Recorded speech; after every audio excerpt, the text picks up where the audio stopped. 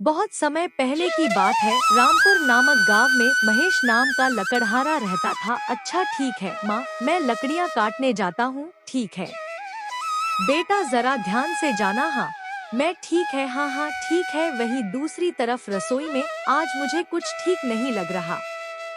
मुझे बेचैनी हो रही है। ऐसा लग रहा है मानो कोई गड़बड़ होगी। महेश वहाँ से जाने लगता है। तभी उसकी पत्नी वहाँ आती है और उसे रहती है, अजी सुनिए। हाँ बोलो। आज आप लकड़ियाँ काटने मत जाओ, मुझे कुछ ठीक नहीं लग रहा। अरे क्या बात है, तबीयत तो ठीक है ना? हाँ मेरी तबीयत तो बिल्कुल ठीक है। आज मौसम भी नहीं थी, काली घटा छाई है। तो आप घर पर आज रुक जाइए। और भाग्यवान कैसी बातें कर रही हो? अगर मैं लकड़ियाँ काटने नहीं जाऊंगा तो घर का खर्चा कैसे चलेगा? हाँ चलो तुम फिक्र मत करो, मैं घर जल्दी आऊंगा। सीमा को मना करने के बाद भी महेश चला जाता है। वह मौसम तो बड़े मजेदार है, काली घटा छाई है। थोड़ी देर बाद महेश नदी के किनारे पहुँच जाता है।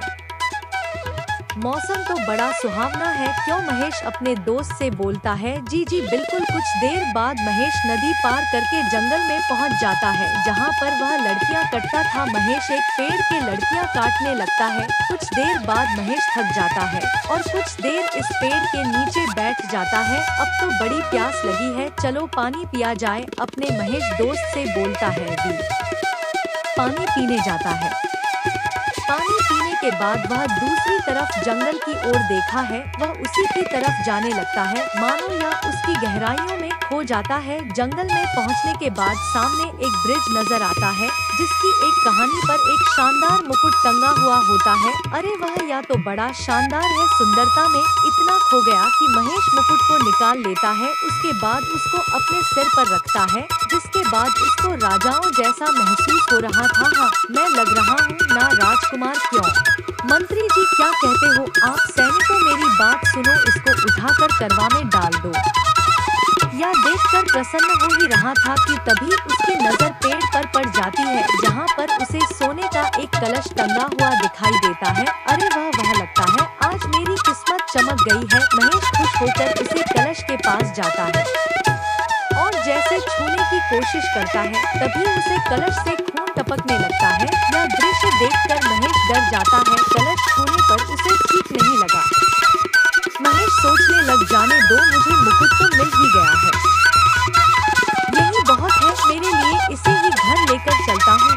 कलश को छोड़ो, भाड़ में गया, मुकुट ही सही है। मुकुट मिलने के बाद तुम महेश को और लकड़ियाँ काटने का बिल्कुल मन नहीं हुआ और वह नदी के किनारे पहुंच गया। हाँ चलो भैया, नदी पर करवाओ, चलो शुरू करो सवारी। अरे क्या बात है भैया, आज लड़कियां काट कर नहीं ले आए, बस आज मन नहीं हुआ तो नहीं कटे। बस समझ लीजिए कि मौसम देखकर घर लौट रहे हैं। हाँ आज मौसम तो वाकई में सुहाना है। महेश नदी पार करके घर वापस जाता है। आने के बाद बहुत खुश रहता है। महेश की माँ और बीवी पूछने लगते हैं, आज लकड़ियां काट कर नहीं ले महेश? महेश देखो तो सही, आज जंगल में मुझे हीरो से ज्यादा मुकुट मिला है। इससे बचकर हम लोग अमीर हो सकते हैं।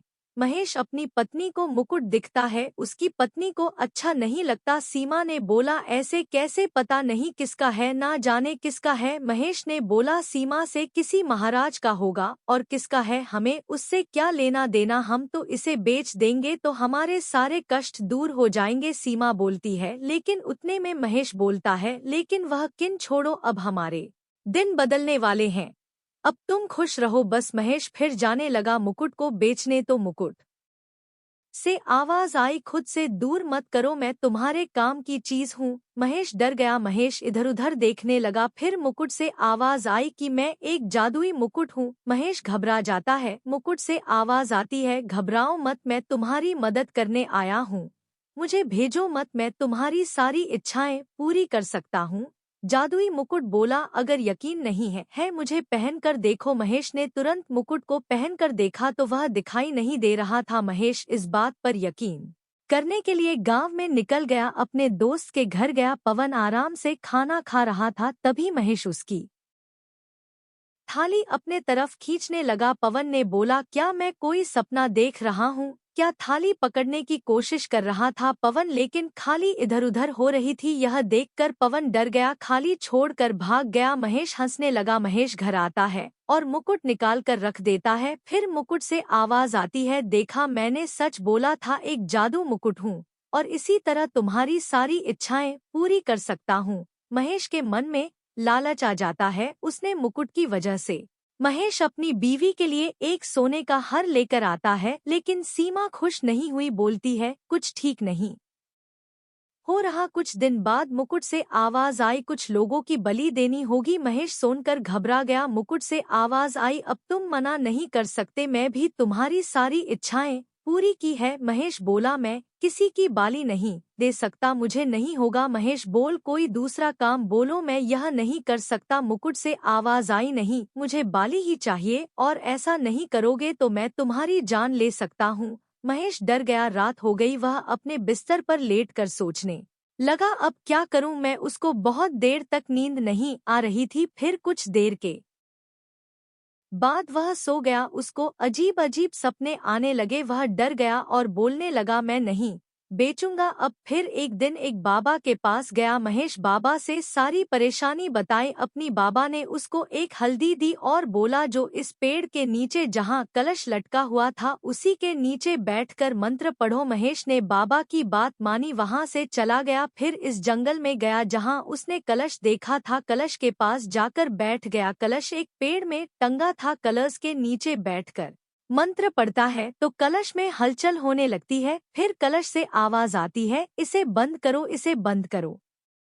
नहीं तो मैं तुम्हें नहीं छोड़ूंगा। महेश को बार बार धमकियां देता है, लेकिन महेश नहीं रुकता। वह अपना मंत्र पढ़ता रहता है। उसके बाद आंधी तूफान, अजीब अजीब जानवरों की आवाजें आने लगती है। महेश फिर भी नहीं रुकता। मंत्र उसका पूरा होने के बाद उसने इस कलश में हल्दी से मंत्र लिख दिया। उसके बाद कलश टूट गया और महेश की जान बच गई। महेश जाकर बाबा का धन्यवाद किया। फिर वह अपने घर चला गया। अपनी पत्नी और बुद्धि माँ के साथ खुश रहने लगा।